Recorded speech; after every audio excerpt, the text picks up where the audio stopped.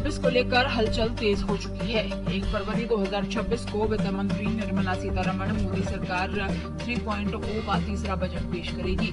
हर साल की तरह इस बार भी सबसे बड़ा फोकस इनकम टैक्स पर है। खासकर न्यू टैक्स रेजिम को लेकर टैक्स पेयर्स और इंडस्ट्री दोनों की नजरें टिकी हुई हैं। इस बार चर्चा का केंद्र है 30% का सबसे ऊंचा टैक्स स्लैब। इंडस्ट्री की मांग है कि इसे मौजूदा स्तर से आगे बढ़ाकर 50 लाख रुपए से ऊपर के इनकम पर लागू किया जाए। जब भी बजट आता है, देश के करोड़ों टैक्स पेयर्स के मन में सबसे पहला सवाल यही होता है कि इस बार इनकम टैक्स में क्या बदलेगा। खासतौर पर मिडिल क्लास और सैलरी पाने वाले लोग ये जानना चाहते हैं कि उनकी जेब पर बोझ कम होगा या नहीं।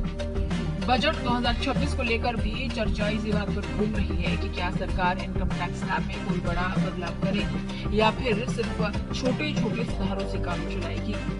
सबसे पहले ये समझना जरूरी है कि अभी इनकम टैक्स का सिस्टम कैसे काम कर रहा है। मौजूदा समय में न्यू टैक्स रेजिम को सरकार ज्यादा प्रमोट कर रही है। इसके बाद धीरे धीरे टैक्स की दर बढ़ती है और 24 लाख से ऊपर की आमदनी पर 20% टैक्स लगता है।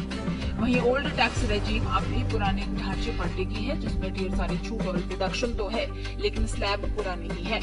अब सवाल है कि बजट 2026 में आम आदमी को सबसे बड़ी राहत कहाँ मिल सकती है। सबसे ज्यादा चर्चा 30% टैक्स स्लैब को लेकर है।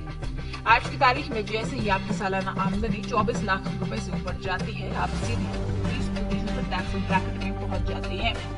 मिडिल क्लास और अपर मिडिल क्लास का एक बड़ा हिस्सा मांगता है कि महंगाई, होम लोन, बच्चों की पढ़ाई और हेल्थ खर्च को देखते हुए ये सीमा अब पुरानी पड़ चुकी है।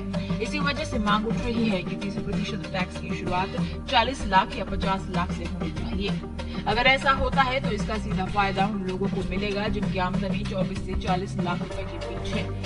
उनकी टेक होम सैलरी बढ़ेगी, हाथ में ज्यादा पैसा बचेगा और खर्च करने की ताकत भी बढ़ेगी। सरकार के लिए भी एक तरह से इकोनॉमी को सपोर्ट करने का तरीका हो सकता है। हालांकि अभी तक इसे लेकर कोई पक्का संकेत नहीं है, यानी उम्मीद तो है लेकिन भरोसा नहीं।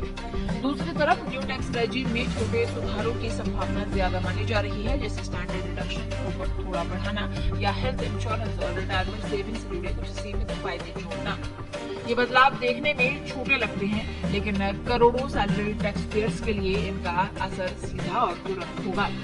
ओल्ड टैक्स रेजिम की बात करें तो साफ दिख रहा है कि सरकार उसे धीरे धीरे पीछे धकेलना चाहती है। बजट 2026 में इसे अचानक खत्म करना तो मुश्किल है, लेकिन इसकी नई छूट या राहत मिलने की उम्मीद भी कम है। मतलब साफ है, अगर आप ओल्ड रेजिम में है तो ज्यादा उम्मीद न रखें। कुल मिलाकर बजट 2026 में इनकम टैक्स स्लैब में कोई बड़ा उलटफेर होने की संभावना कम है, लेकिन 30% टैक्स स्लैब पर नजर बनी हुई है।